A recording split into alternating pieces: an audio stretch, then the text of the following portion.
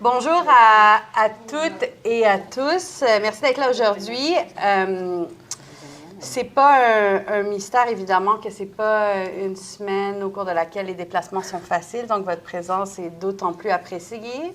Il y aura des collègues qui vont peut-être s'ajouter à nous au fur et à mesure. Et puis, c'est une conférence qui est enregistrée, qui sera mise en ligne sur le site du Cerium et celui du réseau Femmes, Paix et Sécurité du Canada, financé par le programme Minds. Et j'en profite également pour remercier le troisième partenaire de cet événement, mais aussi de cet atelier qui dure toute la journée à porte close, pas parce qu'il y a des choses très privées, mais parce que ce sont des travaux très préliminaires dont il est question, autre que cette discussion publique.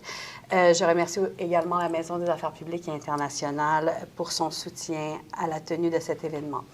Donc, aujourd'hui, on se retrouve presque dans une semaine d'annonce du budget canadien et on ne savait pas qu'on allait faire des liens aussi forts, mais les liens sont très forts entre ce nouveau budget canadien qui promet une remilitarisation rapide et affirmée et l'atteinte d'un financement du secteur de la défense à raison de 5 sur les 10 prochaines années du PIB canadien. Donc, dans la plupart du commentaire public, ça a été mis de l'avant comme de très bonnes nouvelles pour rattraper le retard du Canada à l'OTAN. Et le discours sur les dépenses militaires au Canada ne se différencie pas tant de ce qu'on entend en Europe aujourd'hui. Et évidemment, de manière beaucoup plus, j'ai envie de dire, dévergondée aux États-Unis, où est-ce que c'est pas seulement de célébrer les dépenses militaires, mais c'est même de retourner à parler de tests nucléaires aux États-Unis. Donc, on voulait prendre un moment pour parler du revers de la médaille de ce nouveau monde dans lequel on vit, où les dépenses militaires font consensus j'ai pas envie de dire dans le débat public, parce que le débat ne semble pas avoir lieu, consensus dans le discours public, pour rassembler des chercheurs de différents azimuts qui s'intéressent aux perspectives féministes, de genre, depuis différentes disciplines, pour réfléchir collectivement à ce que veut dire cette remilitarisation et ses impacts potentiels. Donc, je vais présenter les panélistes et ensuite, je vais leur lancer une première question et leur demander de prendre la parole. Et je me rends compte que je ne me suis pas présentée. Laurence Deschamps-Laporte, directrice scientifique du Cerium, accompagnée de Bénédicte Santoire, qui est chercheure indépendante, spécialiste des questions femmes, paix et sécurité, de l'Europe centrale et de l'Est, des pays dans l'ex-Union soviétique et de toutes les questions qui touchent au mouvement de femmes également dans ces régions. Elle est diplômée de l'Université d'Ottawa au doctorat en sciences politiques. Marie-Joëlle Zahar, ma collègue, chercheure au Cerium, professeure en sciences politiques et très impliquée comme médiatrice et dans la résolution de conflits à la fois avec l'ONU et avec différents organismes autour du monde, fellow dans un nombre innombrable de think tanks mondiaux. Alexandra Parada, doctorante en droit à l'UQAM, aussi coordinatrice de la chaire sur l'Asie au Cerium, et qui nous amène une perspective du droit, mais surtout sur l'utilisation de l'IA et des nouvelles technologies et leur relation à la discrimination et au genre. Donc, je vous lance une première question pour ouvrir le bal et je demande aux collègues dans la salle de prendre en note les questions qui vous viennent en tête parce qu'il y aura certainement un moment où est-ce qu'on va vous demander à la fois de vous présenter et de poser ces questions. Donc, dans le cadre de ce que j'ai déjà présenté comme cette recrudescence des dépenses militaires, mais qui vient aussi au moment qui semble être une surenchère sur les conflits, une intensification des conflits et des guerres dans le monde, et aussi un engouement mondial pour les nouvelles technologies et l'intégration dans l'IA dans à peu près tout ce qu'on utilise, mais aussi dans l'armement. Dans le cadre de vos recherches et de vos réflexions, quel est l'impact de ces tendances? Et je vais y aller dans l'ordre de la table en commençant avec Bénédicte. Merci, Laurence. Comment que je perçois ces changements-là? Bien, la réponse courte, c'est extrêmement inquiétant. Je pense que j'ai l'impression qu'on est en train d'oublier en ce moment des décennies de recherche, de réflexion plus critiques en lien avec la sécurité. Je sais qu'il y a toutes sortes de critiques académiques qui avaient été faites là-dessus, mais tu sais, le concept de sécurité humaine, par exemple, toutes les approches féministes de la sécurité ont quand même été vraiment très, très importantes là, dans les dernières décennies. Pour recentrer la focale sur les humains, hein, les conséquences humanitaires, les conséquences humaines des conflits, pas comme des scénarios puis des grands jeux géopolitiques abstraits, mais vraiment quelque chose comme qui a des conséquences directes sur les humains, notamment les femmes. Puis j'ai l'impression qu'on est en train d'oublier ça. Quand on parle de réarmement, je vais peut-être concentrer, si c'est correct, mes commentaires sur plus une dimension, en particulier du réarmement, parce que ça touche un petit peu plus mon travail, pas en lien avec ma thèse de doctorat, mais plus mes travaux de consultance avec l'Institut pour la recherche sur le désarmement de l'ONU, puis Mines Action Canada. Donc, tout ce qui est désarmement humanitaire, puis le plaidoyer autour des mines antipersonnelles, puis des armes à sous-munitions. Donc, peut-être juste pour vous donner, si vous n'êtes pas familier, il y a comme deux conventions vraiment importantes à ce niveau-là. Donc, il y a la Convention d'Ottawa, Anti-Personal Mine Ban Convention, qui a été adoptée en 1997. Puis, c'était vraiment une convention ultra importante parce que jusqu'à 1997, on discutait vraiment des mines antipersonnelles, ce genre d'armes-là, qui ne faisaient pas la distinction entre les civils puis les combattants, comme un impératif de sécurité nationale, right? Puis à ce moment-là, c'est la première fois qu'on soulignait les conséquences humanitaires de ce type d'armes-là. Puis parallèle aussi, en 2008, il y a le CCM, la Convention sur les armes à sous-munitions. Pourquoi je vous parle de ça en ce moment? C'est pas tant un sujet sexy, mais c'est lié, je vous promets, à notre panel. Parce que quand on parle de réarmement, on voit en ce moment que ces traités-là sont en train d'être challengés comme jamais. Juste vous donner une idée en termes d'universalisation, la Convention d'Ottawa, c'est quand même 166 États partis. Le CCM, c'est 123 États partis. Donc, ça n'a rien à voir avec les nombreux États sur les armes nucléaires, par exemple, qui ont toujours été très, très tendus, très, très politisés.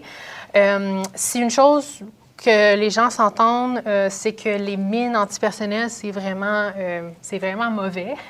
Fait que le fait qu'on réouvre ce débat-là, qu'on soit en train de challenger des traités aussi fondamentaux que la Convention d'Ottawa, pour moi, c'est vraiment comme un red flag puis un symbole absolument alarmant de l'érosion des normes en matière de droit international, de droit international humanitaire ou même le droit de la guerre.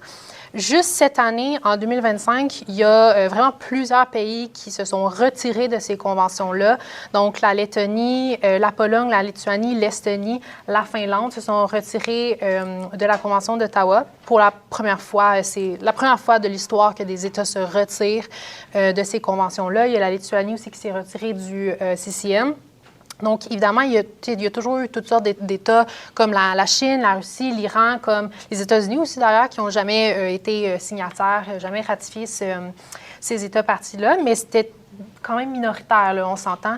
Donc, je pense que c'est extrêmement... en tout cas, moi, je trouve ça extrêmement préoccupant. Je sais que les mines antipersonnelles, c'est pas nécessairement un sujet qu'on entend souvent parler, mais je trouve que c'est ça. Comme je l'ai dit, le fait qu'on challenge ça puis qu'on remet ça dans le débat, je trouve ça c'est vraiment un symbole de l'érosion des normes internationales. Donc, je peux peut-être continuer plus tard sur les impacts de ces armes-là, mais je ne vais pas monopoliser la parole.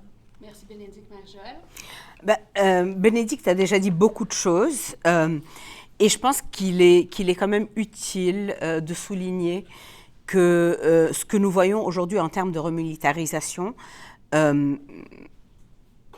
s'inscrit dans un contexte plus large, en fait, qui date d'un peu plus qu'une décennie, de remise en question non seulement du traité d'Ottawa, donc sur les mines antipersonnelles, mais également des traités fondamentaux sur la limitation des armes stratégiques, donc les fameux traités SALT des années 70, qui étaient vraiment la colonne vertébrale des régimes de contrôle des armements. Et ce ne sont pas seulement, bien sûr, des petits pays stratégiquement localisés, géographiquement localisés dans des régions dangereuses qui prennent des décisions animées par un intérêt peut-être pour la protection de leurs frontières. Et je pense que beaucoup des pays qui ont été mentionnés ont en fait justifié leur décision de se retirer du traité d'Ottawa à cause de la nécessité d'utiliser à nouveau les mines antipersonnelles dans leur défense de première ligne envers une éventuelle agression russe. Mais il y a aussi le fait que les grands États, les puissances, que ce soit les États-Unis ou la Russie, ou etc., sont également en train de remettre en question leur participation à l'édifice du contrôle des armements. Donc, pourquoi est-ce que ce contexte-là est important? Parce qu'en fait, non seulement est-ce qu'on voit une injection dans les technologies de défense et d'attaque, mais également on voit cela, comme tu le disais, dans un contexte où non seulement l'acquis normatif, mais également les instruments juridiques sont extrêmement affaiblis. Alors, on revient également à un rétrécissement de notre compréhension de la sécurité. Tu as parlé de sécurité humaine, mais je pense qu'aujourd'hui, la notion qui prime est la notion de sécurité nationale. Et ça remet en cause plusieurs choses. D'abord, bien sûr, le principe de la collaboration pour atteindre la sécurité, mais aussi les outils, la notion des outils qui assurent la sécurité. Et aujourd'hui, ce qu'on voit, c'est un changement discursif extrêmement important et très inquiétant, en fait, où les seuls outils qui sont présumés assurer la sécurité, ce sont les armes et plus d'armes. Alors, dans un contexte où, en fait, et je suis certaine qu'Alexandra va en parler, les progrès technologiques mettent aujourd'hui dans l'équation de nouvelles armes dont le contrôle est encore plus compliqué, dont les conséquences sont encore plus néfastes et nébuleuses, ce changement discursif qui dévalue les notions de compromis et de négociation pour arriver à des solutions pacifiques au conflit, contribue également non seulement à l'érosion et à l'affaiblissement des agendas comme l'agenda Femmes et Sécurité, mais également à la remise en question de tout un édifice de construction de la paix, que ce soit par la négociation, la médiation ou encore par d'autres instruments positifs censés en fait être eux aussi des réponses à la violence. Et aujourd'hui, l'impression qui reste, c'est qu'on parle de la violence comme le seul moyen de répondre à la violence. Alors, Théo est dans la salle.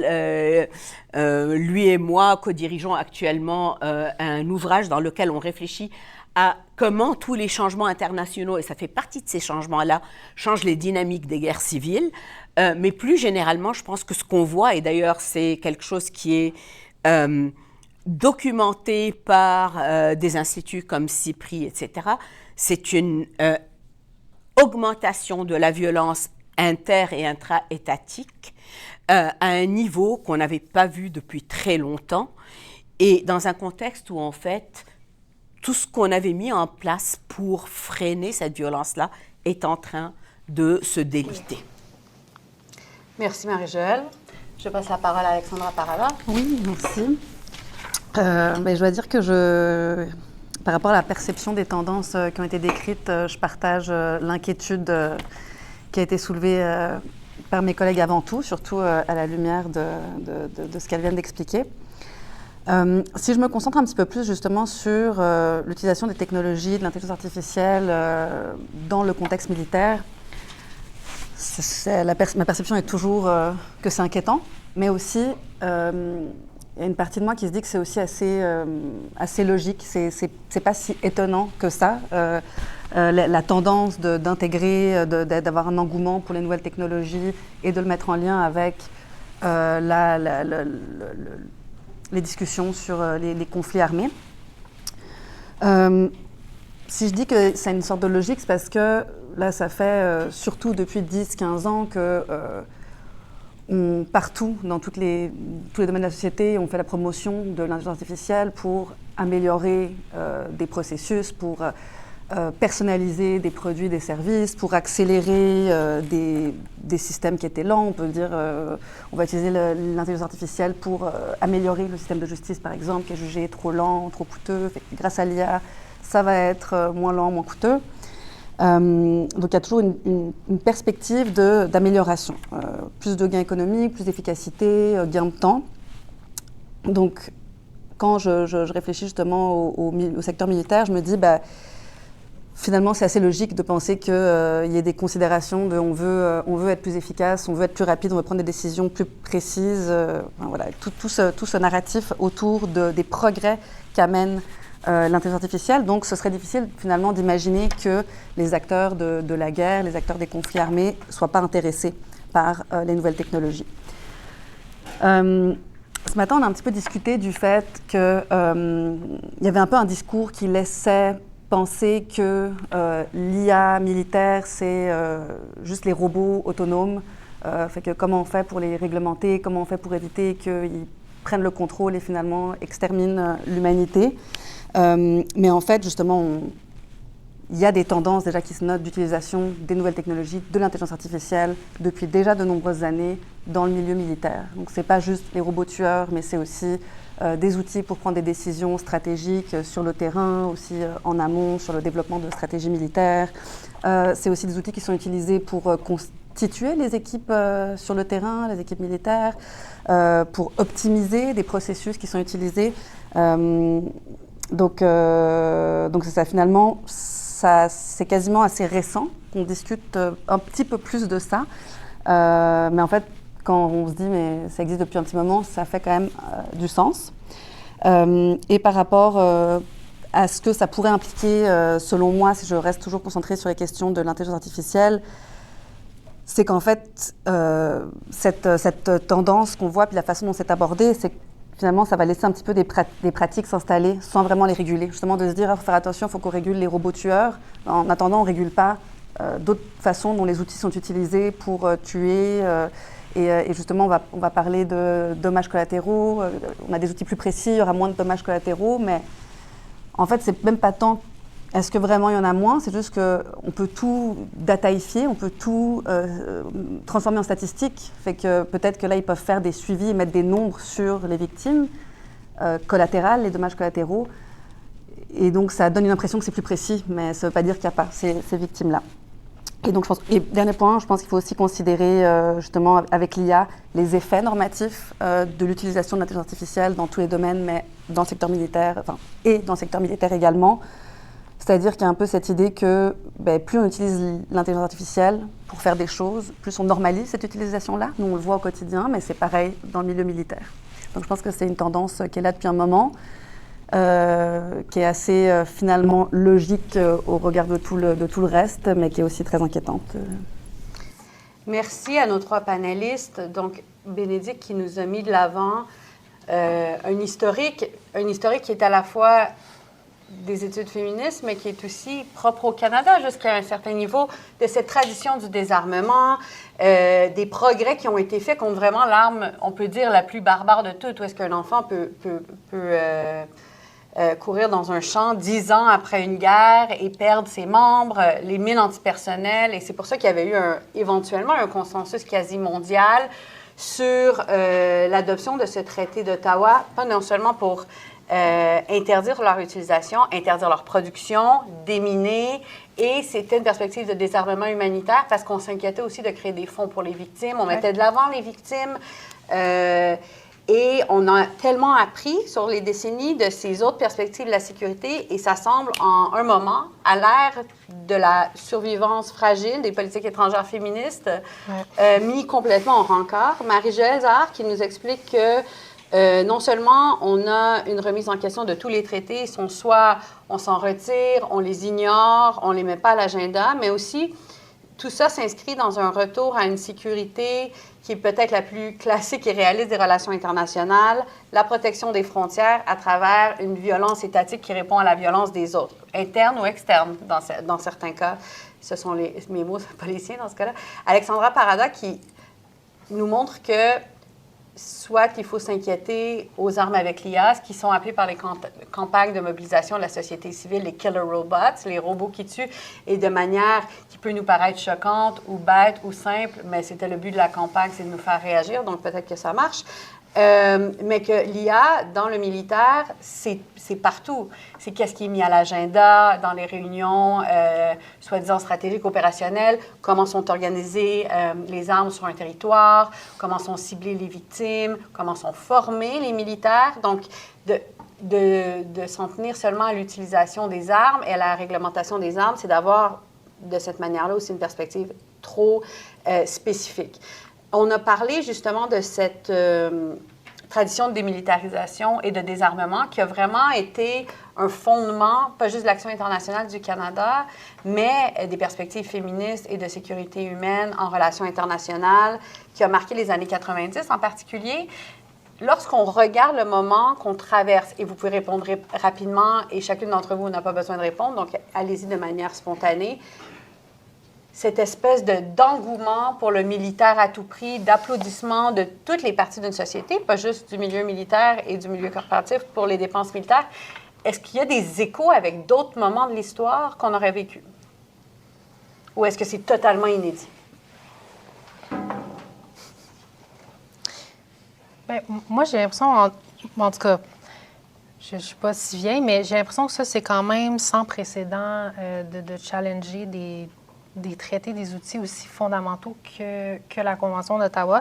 Surtout, j'ai l'impression, puis c'est pour ça que j'ai commencé au tout début en parlant d'oubli. J'ai l'impression qu'on est en train d'oublier, mais aussi qu'on ne regarde plus les données, l'évidence, parce qu'on le sait empiriquement que ces armes-là, donc je fais référence aux armes à sous-munitions, les mines antipersonnelles, même d'un point de vue strictement militaire, c'est pas utile. On le sait, c'est documenté chaque année, entre autres par le Landmine Monitor. Ce que ça fait juste tuer des civils, en fait, parce que ça ne dissocie pas entre un civil et un combattant. Donc, pour revenir à une approche féministe de ces armes-là, quand on parle de dommages collatéraux, etc., ou de voir même le conflit et la paix sur un continuum, ça, c'en est un exemple extrêmement concret. C'est que c'est des héritages qui sont tout à fait meurtriers, qui vont persister pendant des décennies après même les conflits, après même que les conflits se terminent. Donc, puis on le sait absolument, hors de tout doute, empiriquement, que ça tue seulement des civils, puis en grande majorité des enfants, parce que les enfants sont curieux, les enfants veulent toucher à ce qu'ils trouvent sur le sol, par exemple. Donc, comme tu le mentionnais, ou je pense, Margelle, un enfant qui va courir dehors, puis qui perd sa jambe, parce qu'il y a un débris quelconque. C'est des conséquences très, très concrètes. J'ai l'impression qu'on est en train d'oublier tout ça. Ces évidences-là empiriques. Marie-Joëlle? Écoute, je vais trahir mon âge, même si je n'ai pas besoin de trahir, étant donné. Mais je pense qu'il y a eu dans l'histoire d'autres moments où des périodes de progrès en termes de contrôle, de gestion des armements ont été suivis par des reculs. Je pense par exemple aux années 80 et à la guerre des étoiles de Ronald Reagan, la nouvelle guerre froide. Mais je pense qu'il y a quand même quelque chose de particulier à ce que nous vivons aujourd'hui. Et je ne sais pas si je vais être capable de l'articuler clairement. Ce que je vois de particulier aujourd'hui, c'est qu'en fait, la manière dont ça se passe, c'est dans un contexte international qui bouge tellement qu'il y a énormément d'incertitudes. Et pas juste sur le plan de la sécurité, également sur le plan économique, sur le plan climatique. On parle souvent de polycrise, mais c'est un contexte dans lequel traiter ce problème-là de manière isolée n'apportera pas de solution, mais en même temps, nous avons eu de la difficulté à prendre le recul nécessaire pour traiter l'ensemble des problèmes et leurs interactions avec la complexité et la nuance que cela exige. Par ailleurs, je pense que nous sommes également dans un contexte de polarisation des sociétés qui est très différent de ce que nous avons vécu jusqu'à maintenant. Et je pense que c'est en partie dû à l'impact des médias sociaux. Ce contexte de polarisation, il se joue non seulement entre les sociétés, mais également au sein des sociétés. Dans les années 80, lorsqu'un Ronald Reagan a prêché pour un retour à la guerre froide, il y a eu au sein des États-Unis des voix qui se sont élevées très fortement pour remettre en question cette approche, pour en fait militer en faveur d'un approfondissement des négociations sur le contrôle des armements. Aujourd'hui, au sein de nos sociétés, l'une des choses, d'ailleurs, que nous avons évoquées plus tôt, nous, dans notre journée, c'est en fait une sorte de, si ce n'est pas une capitulation préventive, c'est une gêne de la part des acteurs activistes dans les sociétés de vraiment s'opposer au pouvoir. C'est en partie dû à la manière assez tyrannique dont certains gouvernements, je pense au gouvernement américain, traitent les gens avec lesquels ils ne sont pas d'accord. Mais je pense que plus largement également, le discours ambiant, le discours par exemple sur les relations entre l'Europe et la Russie, etc., fait que toute personne qui intervient pour poser la question des alternatives peut très vite être identifiée comme, sinon traître à la nation, du moins n'ayant pas le courage de prendre les décisions difficiles. Et l'une des choses que l'on voit et que nous avons également évoquées, c'est que les groupes qui en général sont très vocaux, que ce soit les groupes féministes, d'autres types d'organisations de la société civile qui, en général, se seraient élevés contre ce genre de pratiques, se font aujourd'hui discrets.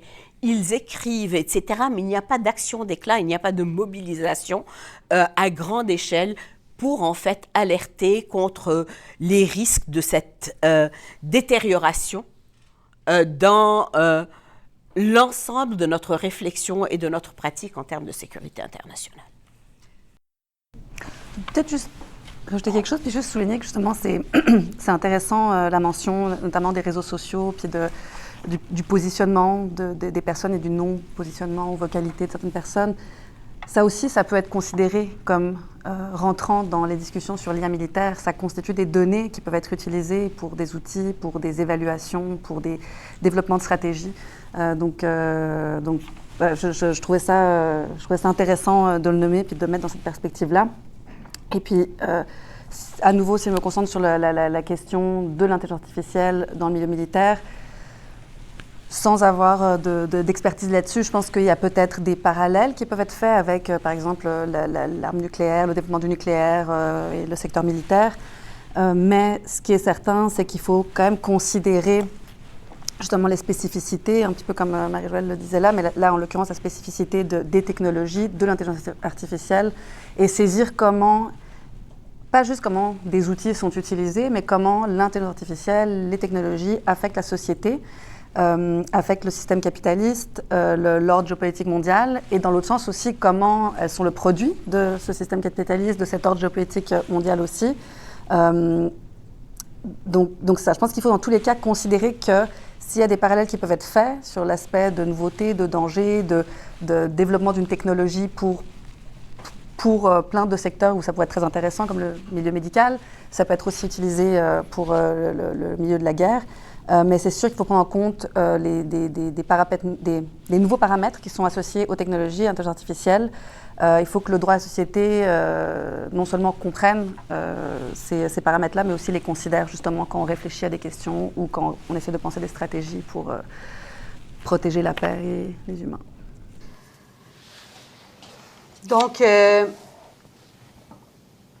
en effet, ce que je vous entends dire, c'est à la fois, on avait pris un traité comme le traité d'Ottawa comme tellement une base de l'humanité qu'on traverse un moment qui semble, encore à ce jour, quasi impensable dans l'évolution qu'on souhaitait être positive des normes dans l'ordre international. Marie-Joëlle, nous a parlé pas seulement de la guerre froide, où est-ce qu'il y a eu une course aux armements, mais de la fin de la guerre froide, où est-ce qu'on pensait que c'était fini, on avait compris, il y avait eu assez de mains qui avaient été faites, et d'un retour du balancier dans le post-guerre froide, où est-ce qu'il y avait eu une confrontation et qu'une norme déjà très jeune qui avait été prise pour acquis était déjà remise en question. Donc, ce virevoltement-là des politiques, est-ce que ce moment de militarisation s'explique justement parce qu'on a vu une phase d'évolution rapide et de progrès des droits civils et humains et des perspectives féministes, que ce soit Black Lives Matter, que ce soit les politiques étrangères féministes, que ce soit les mobilisations féministes. Est-ce que le moment qu'on vit, c'est pas... Je pose une question philosophique à laquelle on ne pourra pas répondre, mais n'est pas aussi l'après-coup de ce progrès-là où est-ce qu'on sent un retour du balancier, mis à part une perspective des conflits. Finalement, Alexandra, on voit dans le discours sur l'IA des parallèles évidents avec des moments précédents. Puis moi, je pense que tu as tout à fait raison. Le parallèle sur le nucléaire est énorme parce qu'on disait à des gens qui remettent en question l'arme nucléaire, attention, de vouloir faire tous ces traités, ça va ralentir le développement de la médecine nucléaire, de l'énergie nucléaire, où on traitait, alors que le nucléaire était vu, et ce l'est, comme un facteur de progrès dans bien des domaines autres que le militaire. Les gens qui posaient des questions sur le nucléaire se faisaient dire mais t'es contre le progrès, t'as peur de la technologie, les ludites, si on veut. Donc, ceux qui veulent poser les questions sur l'utilisation de l'IA se sont dit, mais attends, à quel coût, alors que l'innovation, elle passera par défaut par l'IA, il ne faut pas la ralentir. Et puis, nous sommes des chercheurs qui s'imbriquons dans une perspective féministe de nos domaines. Et puis, en effet, on sentait qu'il y avait une communauté, en tout cas à mon titre, vraiment très mobilisée sur les questions, alors qu'on était dans l'heure du féminisme, de la mise en œuvre de politiques féministes. On se sentait très vocal, mais alors que ce moment-là semble quasi révolu, le moment auquel on fait face est plus grave, fort probablement, mais est-ce que notre critique maintenant s'étiole alors qu'elle est plus nécessaire que jamais? Je vais poser des questions individuelles et vous pouvez y répliquer, mais elles seront adressées selon vos recherches en particulier. Donc, peut-être que j'aimerais commencer avec Marie-Joëlle. Marie-Joëlle, comme tu es une spécialiste non seulement dans les écrits et la recherche, mais aussi dans la pratique de la résolution de conflits, comment est-ce que ce consensus-là apparent sur les dépenses militaires change la donne dans le travail que tu fais et ton travail de recherche sur la résolution de conflits? Mais écoute, je pense que malheureusement, ça change énormément la donne pour un nombre de raisons.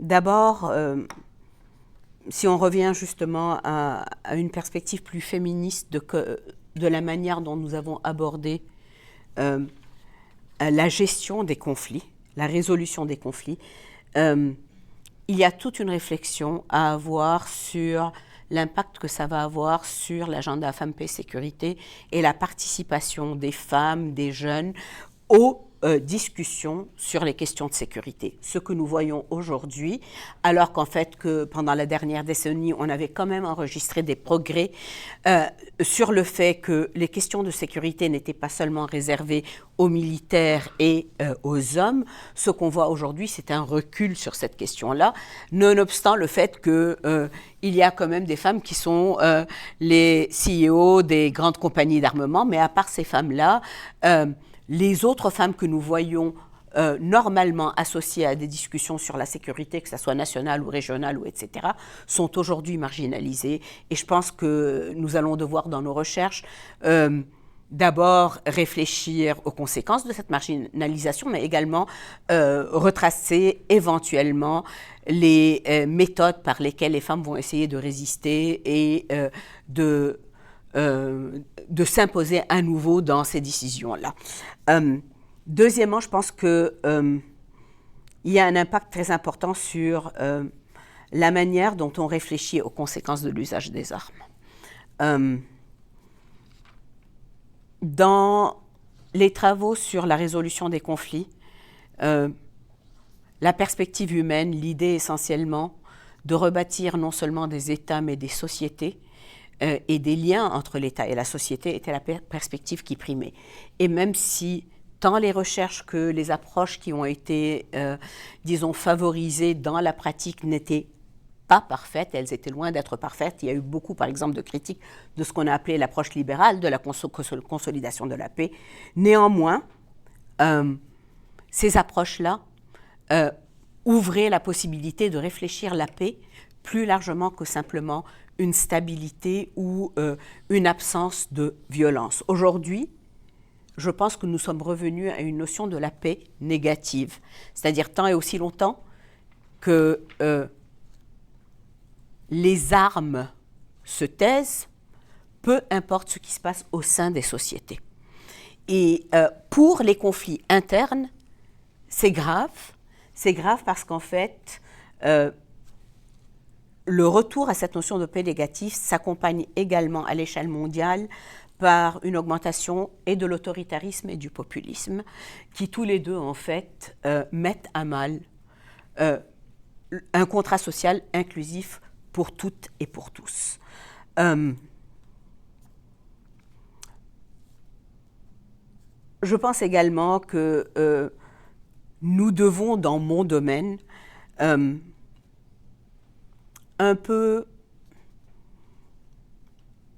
rattraper le retard que nous avons pris sur la réflexion concernant justement les progrès technologiques et la manière dont les progrès technologiques, ou ce qui est vendu comme des progrès technologiques en fait, a fondamentalement changé et les techniques de guerre et les perspectives de paix.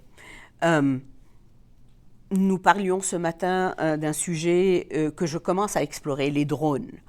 Et je pense que c'était mes collègues Théo et Lee qui ont parlé à la fois de tyrannie et de drones comme instrument essentiellement de terreur. Et il y a là, je pense, toute une réflexion également éthique à faire, dont on s'était dispensé parce qu'on croyait que notre bagage normatif s'était solidifié sur la manière dont le soi-disant progrès dans la technologie bénéficie aux uns, notamment aux agresseurs, parce qu'il permet de protéger les combattants qui n'ont plus besoin d'être sur le terrain, qu'il promet la soi-disant précision, mais aux dépens d'autres. Et ces autres sont en général genrés, racialisés. Et je pense qu'il y a là justement une énorme réflexion sur les asymétries et les inégalités que cette nouvelle phase dans notre façon de penser à la sécurité internationale et nationale va nous obliger à confronter, en fait. Et là-dessus, je pense que le risque, c'est de se retrancher vers des discussions plus techniques de comment est-ce qu'on peut renforcer le contrôle des armements, répondre, disons, à certaines difficultés de type définitionnel ou technique qui éludent en fait la discussion sur le fait que fondamentalement, la manière dont la sécurité est en train d'être pensée de nos jours est une manière qui remet de l'avant la nécessité d'approches critiques, d'approches féministes, d'approches décoloniales, parce qu'en fait, le terrain de jeu est de plus en plus asymétrique. Le dernier de tes propos, Marie-Joëlle, sur qui est victime de ces armes, à la fois une victime collective, juste par la peur qu'on puisse être ciblé à tout moment, mais aussi aucun fardeau de la preuve lorsque des Paget, je sais pas le nom académique pour la chose, explosent dans un marché et qu'il y a des enfants qui perdent des mains et tout ça parce que, on s'acclame d'un progrès technologique tellement grand alors que personne ne vérifie. Même le concept de combattant n'émerge plus du tout dans un discours sur l'utilisation de ces technologies. M'amène à une question pour Alexandra qui justement s'intéresse à la discrimination dans l'IA et les risques de marginalisation, les risques pour des communautés plus vulnérables ou marginalisées, genrées, comment est-ce que ces risques-là, lorsqu'on utilise l'IA, s'opèrent et comment on peut justement, et puis Marjorie a commencé à le faire avec les drones, mais faire des liens avec le domaine militaire? Mais un des éléments qui est important, je pense, de comprendre, en tout cas que moi je mette de l'avant quand je parle de la discrimination en IA, c'est que la discrimination en IA, c'est pas juste les fameux biais discriminatoires dont on entend parler, puis les histoires qui sont des vraies histoires quand même, et des vrais cas de discrimination qui existent, mais c'est pas juste ça. Il y a plusieurs facteurs qui expliquent l'opérationnalisation ou qui décrivent l'opérationnalisation de ces risques. Mais je m'étais noté comme 3 éléments importants, je pense, qui caractérisent quand même justement ce processus-là. Le premier, c'est justement ce que je viens déjà de mentionner, c'est que c'est complexe. La question de la discrimination en IA, c'est un sujet complexe. Il n'y a pas, comme je viens de le dire, un seul facteur de discrimination, un seul problème. Et donc, évidemment, ça implique qu'il n'y a pas juste une seule solution. C'est pas, alors que justement, il y a eu pendant quand même plusieurs années beaucoup de littérature sur comment corriger les biais, il faut changer la façon dont on récolte les données, il faut faire attention, il faut mettre plus de diversité dans les données et tout ça. C'est des vraies réflexions sur des vraies bonnes pratiques, mais c'est sûr que ça n'avait pas réglé un problème de discrimination et d'égalité, d'inégalité plutôt, qui sont directement liés au développement et au déploiement de l'IA. Donc, rapidement, mais ça, il y a beaucoup, je pense, de facteurs, et donc je ne pourrais pas du tout tous nommer ici, mais oui, il y a les questions plus techniques de biais de données, mais il y a aussi tout ce qui est lié à la diversité dans le milieu de l'intelligence artificielle, à qui représente les big tech, les fameux tech bros. On a la réponse, je pense. très privilégiés. Il y a aussi les questions juste tout simplement d'intérêt économique de toutes les parties prenantes dans l'intelligence artificielle. Fait que c'est des choses qu'on sait, qu'on voit, on comprend qu'il y a un problème quand on voit Elon Musk dans le bureau ovale et puis qu'ensuite on utilise des réseaux en l'enrichissant lui, mais on regarde des vidéos qu'il ridiculise. Enfin, on comprend qu'il y a comme un problème là-dedans et que c'est plus complexe que juste une question de biais dans les données. Donc ça, ce serait le premier point, c'est que c'est complexe.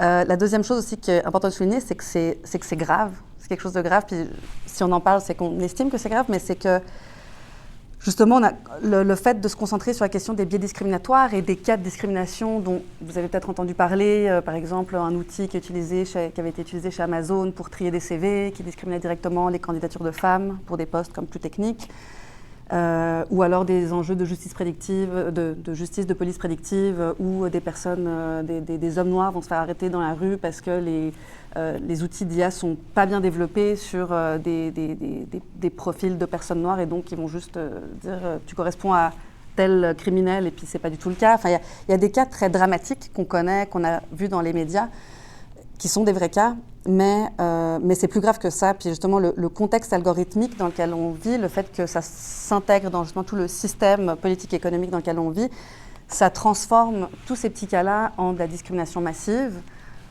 qu'on connaît déjà. Il y avait déjà des inégalités avant l'avènement de l'intelligence artificielle, mais ça va beaucoup renforcer la systématisation de la discrimination. Ça va aussi agrandir les échelles auxquelles la discrimination est opérée. Ça va créer aussi des nouvelles formes de discrimination avec toutes les données qui existent sur chaque individu. Il y a des nouveaux groupes qui sont... fait que ce n'est pas juste les femmes racisées, mais ça va être aussi les femmes racisées qui s'intéressent à telle sorte de littérature et puis qui ont tant d'enfants ou qui ne veulent pas d'enfants. Fait que c'est ça. Ça crée des nouvelles formes de vulnérabilité et de discrimination. Et aussi, c'est grave parce que ça touche, en tout cas à ce stade, mais on parlait ce matin aussi de comment finalement ça allait tous nous toucher, puis non, je ne vais pas dire les mots les plus durs, nous exterminer, mais non, peut-être pas à ce point-là, mais tous nous toucher au final, mais à ce stade, ça touche toujours quand même les mêmes populations, les communautés les plus vulnérables. Puis il y a plusieurs recherches justement qui montrent que c'est ces personnes qui sont déjà vulnérables à la base qui là, justement encore plus massivement, à échelle encore plus grande, se font encore plus vulnérabilisées, ou en tout cas qui subissent la discrimination. Puis c'est ces personnes-là qui n'ont pas forcément les moyens de comprendre comment ça s'opère sur eux justement, de se questionner, de se défendre, puis de se protéger par rapport à ces formes de discrimination-là. Donc c'est en ça que c'est particulièrement grave, parce qu'il y avait déjà la discrimination et des inégalités avant l'IA, mais clairement, ça aggrave l'enjeu. Et le troisième point que je m'étais noté, c'est que tout ça, ces risques qui s'opèrent dans un système économique et politique. Et en fait, finalement, tout ça va un peu ensemble parce que j'ai déjà nommé, mais on voit plutôt un discours dominant qui est assez déterministe et solutionniste. C'est des biais algorithmiques, alors il faut faire attention, il faut les réparer, mais on a les meilleurs ingénieurs pour réparer ça, fait que bientôt l'IA va être super inclusive. Et en plus, on a besoin de l'IA pour survivre, parce que ça va régler tous nos problèmes, toutes les crises justement qu'on connaît. Alors que finalement, l'IA, elle est née dans notre système, donc qui est un système capitaliste, néolibéral, fait que c'est né parce que ça veut enrichir des personnes qui avaient déjà beaucoup de privilèges et appauvrir des personnes qui en avaient moins. Et aussi, ça forge aussi à son tour le capitalisme. Il y a comme juste cette notion de comprendre que c'est au sein d'un système, tout comme aussi le droit qu'on peut utiliser pour encadrer justement l'IA, puis les enjeux de l'IA, s'inscrit aussi dans un système et aussi en relation avec les technologies. Donc, le droit aussi, il est façonné par la façon dont l'IA est développée et déployée.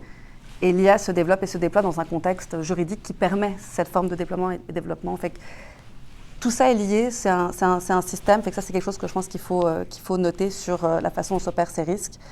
Et puis par rapport au parallèle avec les domaines militaires, en fait oui, là je parlais des applications qu'on a sur nos téléphones, mais je parle aussi de l'IA militaire, parce que c'est les mêmes outils qui sont instrumentalisés pour la guerre, pour la surveillance, pour les stratégies militaires.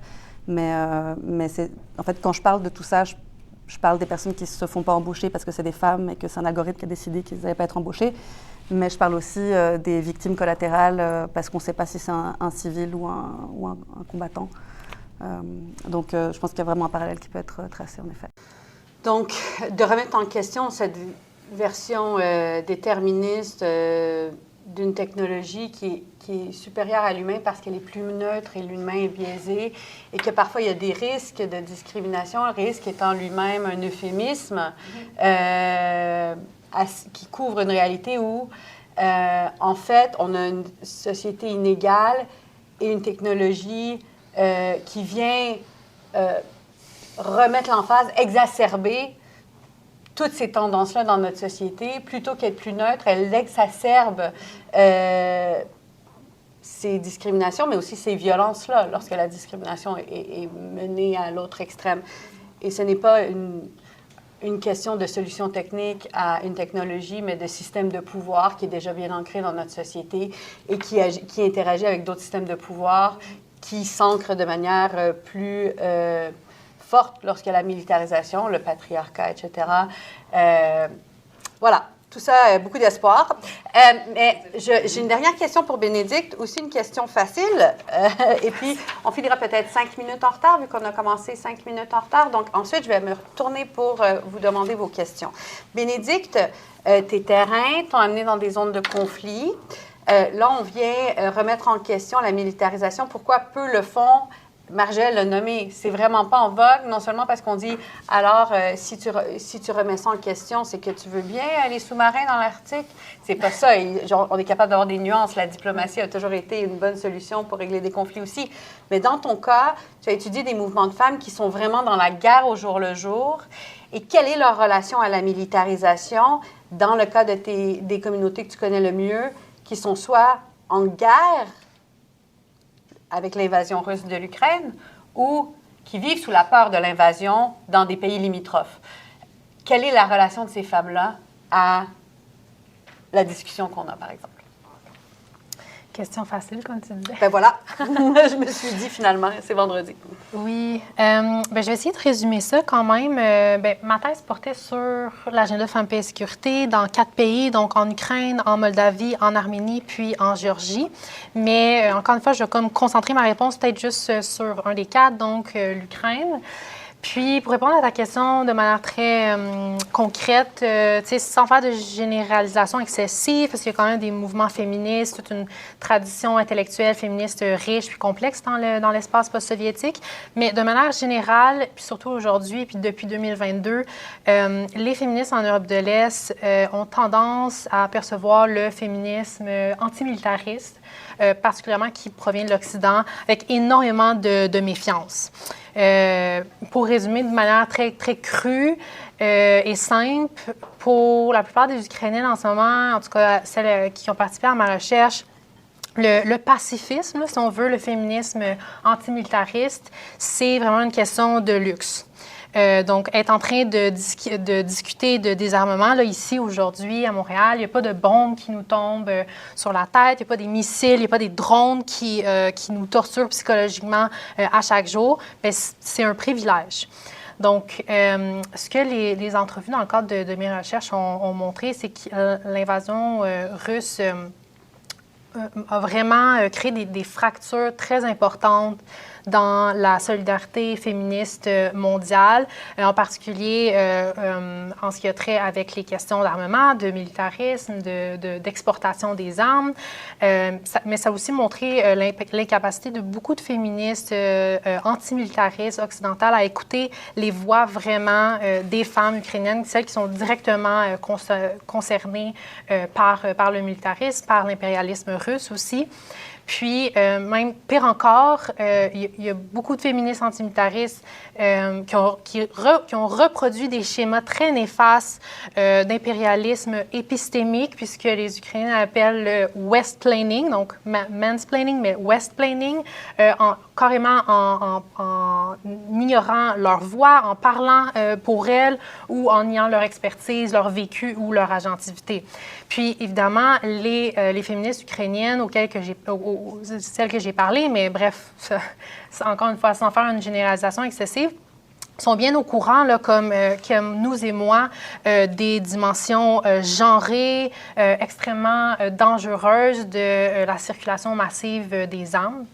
Donc, elles ont aussi une approche critique par rapport au militarisme, mais pour elles, dans l'immédiat, c'est une question existentielle, c'est une question de survie. Donc, je ne pense pas que c'est un secret si je vous dis que la littérature sur l'agenda Femmes, Paix et Sécurité, à la base, quand même, est critique. Là. Ça part sur des bases, des fondements antimilitaristes. Puis, le constat, j'ai l'impression, dans la littérature sur l'agenda Femmes, Paix et Sécurité, c'est souvent que, bon, on observe une militarisation puis un réarmement mondial, ce qui est absolument vrai, c'est pas faux du tout, mais ces analyses-là atterrissent comme un peu bizarrement en Europe de l'Est, qui est comme un cas très particulier. Comme je l'ai mentionné, ces analyses-là souvent négligent d'écouter les voix des femmes qui sont sur le terrain puis qui vivent des insécurités comme absolument immédiates, là, comme je sais même pas si je peux aller faire l'épicerie parce que peut-être qu'il y a un drone Shahed qui va me tomber dessus puis faire exploser mon building.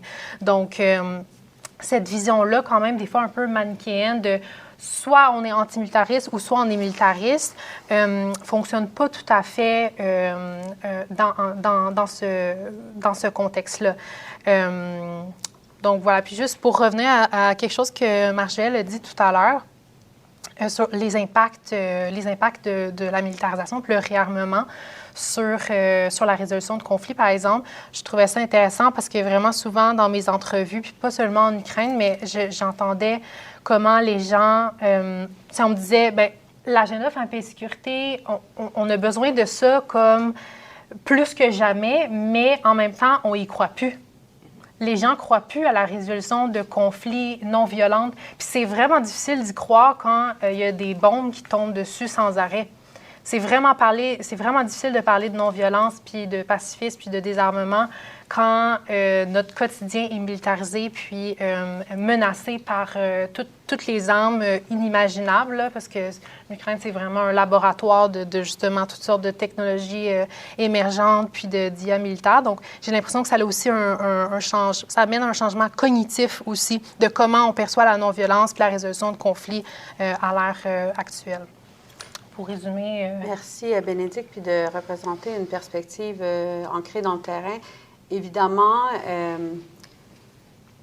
beaucoup de gens qui sont dans l'agenda Femmes, Paix et Sécurité ne sont ni militaristes ni pacifistes, tentent de réfléchir à la résolution de conflits avec les réalités du terrain et qu'est-ce qui va mener à la résolution de conflits. On sait qu'on a des études que de ne pas juste avoir les seigneurs de guerre autour de la table, d'avoir d'autres mondes qui vont pas avoir un butin de guerre au bout de la ligne. Ça aide à faire des accords plus durables. Et ça inclut entre autres des femmes qui sont souvent pas seigneurs de guerre, mais il y a aussi des femmes combattantes.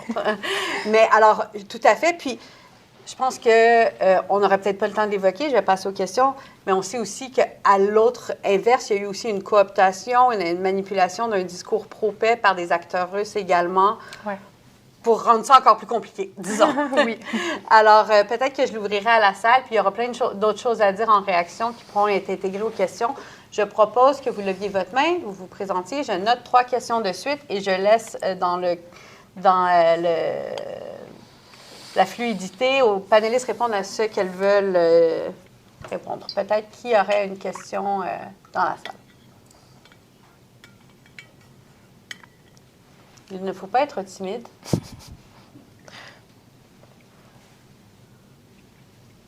Donc, d'accord, moi j'en ai une certainement parce que j'avais envie quand j'entendais, peut-être Bénédicte, de commenter sur cette cooptation du discours de la paix qui est peut-être l'instrumentalisation russe de la chose, non?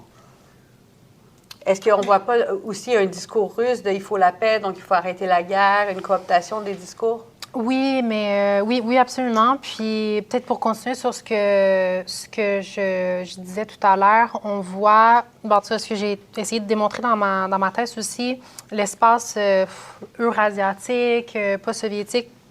On voit tout un tournant décolonial depuis 2022, puis une réappropriation des récits, de redéfinir ce que ça veut dire pour elles, les féministes ukrainiennes, par exemple. Qu'est-ce que ça veut dire pour elles, la paix? Puis, oui, bon, comme n'importe où, il y a toutes sortes de divisions puis de chicanes entre féministes. On s'entend pas, on s'accorde pas, on n'a pas les mêmes opinions. Mais c'est sûr que depuis 2022, ça allait, encore une fois, un peu... Ça s'est un peu effacé, ça a été un peu plus dans le background. Puis la priorité immédiate, bien, c'est la survie immédiate.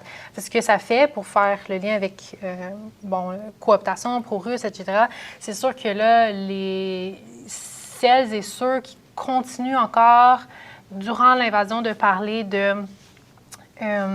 désarmement, par exemple, là, c'est sûr que c'est extrêmement stigmatisé. Donc, ils et elles sont perçus comme étant des agents pro-russes, en fait.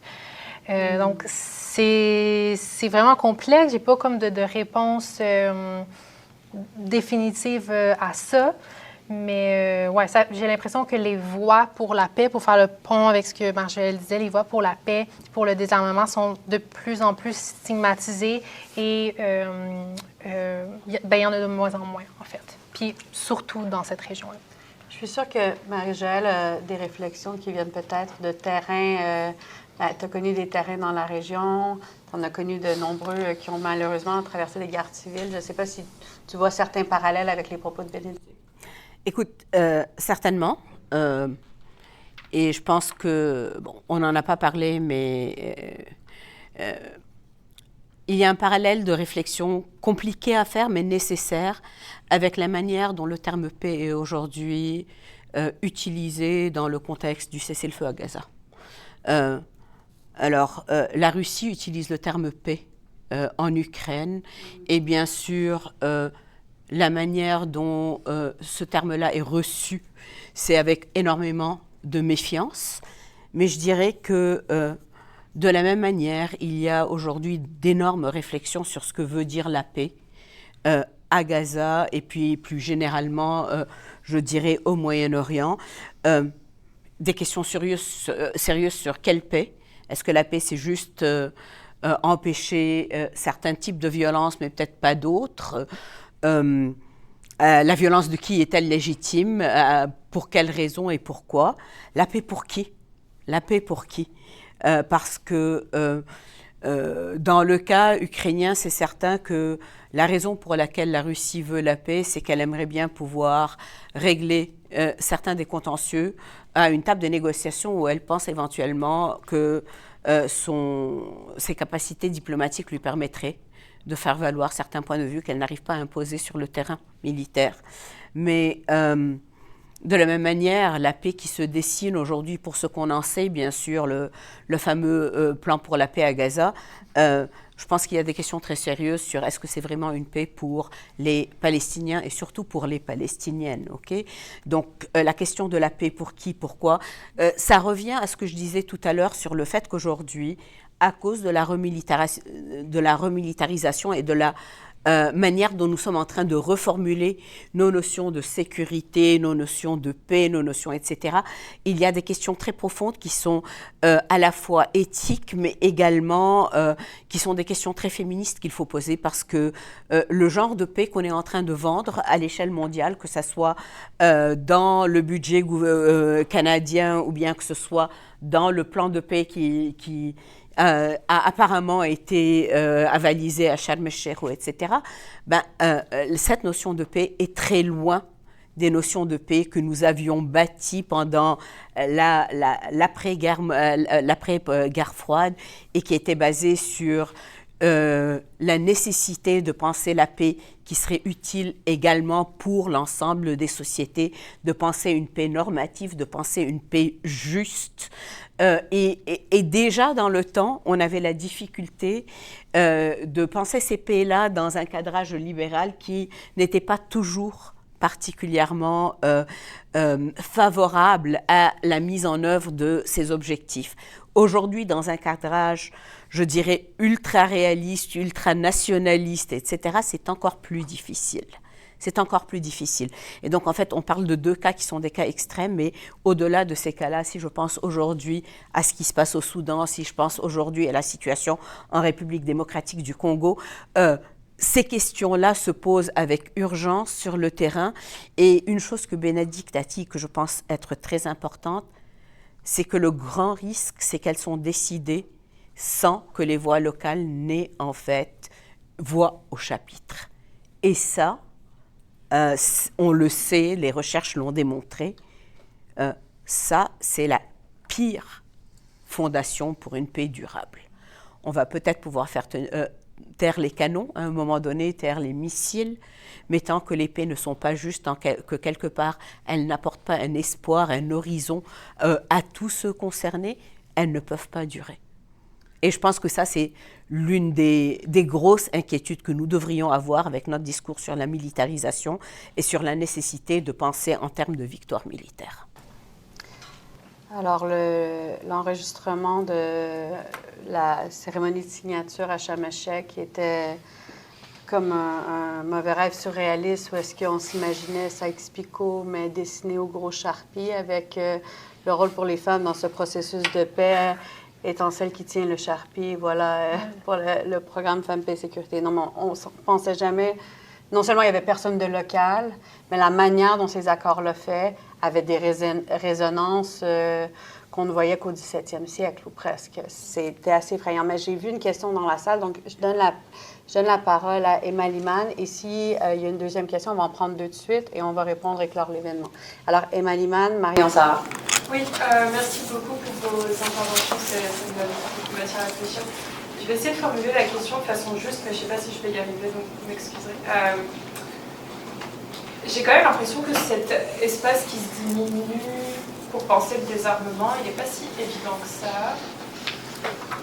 Enfin, je ne pense pas que ce soit une conséquence immédiate de la militarisation, dans le sens où peut-être que là, je parle plus de lectures que j'ai faites ou de récits que j'ai eu par exemple de ma mère qui a grandi dans un espace en guerre mais qui faisait partie de mouvements féministes, pacifistes, non violents. J'ai quand même l'impression que les mouvements non violents, les mouvements pro-démilitarisation ne sont pas seulement une création de l'Occident, au contraire. Ouais. Et donc je me demande qu'est-ce qui fait que donc il y a beaucoup de femmes aujourd'hui dans des terrains en guerre qui considèrent que c'est une injonction violente, peut-être, de penser à la démilitarisation. Est-ce que c'est un fruit justement des efforts de l'Ukraine pour transformer le mot paix, ou est-ce que c'est juste un changement d'époque? Merci, excellente question. Marion? Merci beaucoup, c'était très intéressant. Vous avez beaucoup sous-entendu la notion de rupture. On passait à un changement réel, il y a un avant-après. Marie-Joëlle a évoqué la paix libérale et tout ça, et moi j'avoue que depuis ma perspective, j'ai quand même l'impression que c'est un continuum et pas du tout une rupture. Et là, c'est plutôt une remarque, mais je vous la pose. Est-ce que vous pensez vraiment qu'il y a une rupture ou est-ce qu'en fait, le libéralisme, tel qu'il existait dans les années 80-90, n'a fait qu'évoluer pour se rendre à ce type de libéralisme qui permet des accords de paix tels que celui qu'on a vu à Sharm el-Sheikh, par exemple, qui est d'ailleurs, même si c'est un accord de paix, juste ils l'ont nommé accord de paix, tout ça pour dire, est-ce que c'est une vraie, vous voyez une rupture, on a parlé d'échec, d'accord, mais est-ce que c'est pas plutôt un continuum et un stade de libéralisme qui porte en fait en lui les graines de ce qu'on voit aujourd'hui? Prenez le bâton au vol. Bon, je vais commencer. Merci à toutes les deux parce que je pense que vous avez fait des commentaires qui sont très importants. Emma, je pense qu'une partie de la réponse, et j'y pense de la perspective des terrains que je connais qui ne sont pas nécessairement des terrains occidentaux, donc je ne sais pas dans quelle mesure est-ce que ça s'applique également à l'Ukraine. Mais je pense qu'une partie de la réponse, c'est justement la désillusion avec ces plans de paix libéraux qui n'ont jamais vraiment fonctionné. Et donc, quelque part, face à cette désillusion-là, dans des contextes de conflit où la survie personnelle, la survie de la nation, la survie est vraiment en jeu, il y a effectivement des mouvements de femmes, il y a des femmes qui se disent féministes, mais qui en fait, je pense, font la gageure d'essayer quelque chose de différent, à savoir la résistance. Et donc, cette résistance passe par une violence qu'elles considèrent légitime et pas nécessairement par le désarmement. Et Marion, je pense que la réponse dans le prolongement, c'est que je ne voulais pas dire qu'il y a eu une rupture par rapport au libéralisme, mais je pense que, du moins pour certains, la paix libérale était perçue, peut-être naïvement, comme un moyen de reconstruire des sociétés justes et équitables. Mais c'est un moyen qui, effectivement, a échoué, et peut-être en partie, effectivement, à cause des prémices même du libéralisme qui ont contribué quelque part, dans beaucoup de sociétés, à la création d'une paix à ce que j'appellerais à différentes vitesses. Une paix qui bénéficiait aux élites, mais pas nécessairement aux sociétés. Une paix qui était favorable, disons, au dessein de stabilité ou de stabilisation de l'Occident, mais pas nécessairement à l'amélioration des conditions régionales dans les pays visés, dans les régions visées, je pense au Sahel, par exemple, etc. Donc, il n'y a pas rupture. Il y a une continuité.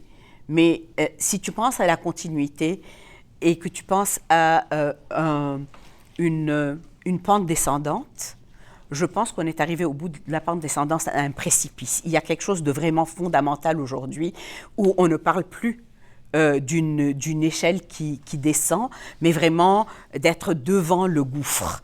Et je pense que c'est le fait d'être devant le gouffre, un gouffre qui est causé, je pense, par la multiplication de défis qui viennent tous ensemble à un moment donné. J'adore la notion de polycrise pour des raisons évidentes. Je pense que c'est cette interaction entre différents défis urgents et graves qui fait qu'aujourd'hui, nous sommes à la fois dans un moment très risqué, mais aussi, à mon sens, dans un moment où nous devons avoir l'opportunité de réfléchir à comment est-ce qu'on peut faire autrement et prendre take stock, prendre stock, ça n'existe, non, vraiment prendre conscience, prendre acte de ce qui n'a pas marché et de se poser la question, comment faire autrement. Et je pense que c'est une question en tant que féministe que nous allons devoir poser également sur la question de comment est-ce qu'on engage le dialogue avec les questions de militarisation. Parce que nous savons, de par toutes les recherches, que la militarisation n'est pas la solution. En même temps, nous devons être tout à fait, je pense, à l'écoute des femmes pour lesquelles, aujourd'hui, la militarisation apparaît comme être le moindre de deux mâles. Et comment avoir ce dialogue-là et un dialogue respectueux pour pouvoir avancer ensemble vers un monde désolée pour de la naïveté, mais un monde meilleur, et on a besoin de quelque chose de meilleur parce que on va actuellement vers la catastrophe. Je pense que c'est ça notre défi. C'est ça notre défi. Alors, je ne sais pas si on est tous et toutes prêtes à le relever, mais moi, à mon sens, si nous n'arrivons pas à avoir cette réflexion plus largement, et j'adore le fait d'être avec mes collègues, et ce n'est pas une critique parce qu'il y a des limitations, mais c'est une discussion que nous devons avoir avec les féministes de l'Ukraine, avec les féministes du Mali, avec les féministes du Burkina. On ne peut pas continuer à avoir cette discussion en silo, étant donné le moment que nous vivons. Et très rapidement peut-être, parce qu'on doit clore, mais est-ce que Bénédicte ou Alexandra, vous avez un mot à rajouter sur ces questions? Mais juste peut-être faire un petit lien avec ce dont on a parlé ce matin, puis par rapport à cette question-là, cette continuité, et en fait par rapport à tout ce que vous venez de soulever, qui est très, je pense, très juste, très concret aussi. Mais c'est ça, c'est que même en théorie, par exemple en droit, c'est la partie un peu plus plate, là, mais il y a justement, les féministes, justement, elles mobilisent des approches qui mettent en exergue le fait que c'est un continuum, justement, c'est un système qui se transforme, qui change, mais où il y a des logiques et des prémices qui sont ancrées, qu'on peut peut-être changer, justement. Comment faire autrement, c'est une bonne question. Mais donc, par exemple, de dire, j'avais mentionné ce matin l'approche économie, droit et économie politique, qui explique qu'en fait, les normes, le droit et les normes, elles se développent dans un système, justement, libéral, néolibéral, capitaliste, patriarcal depuis longtemps.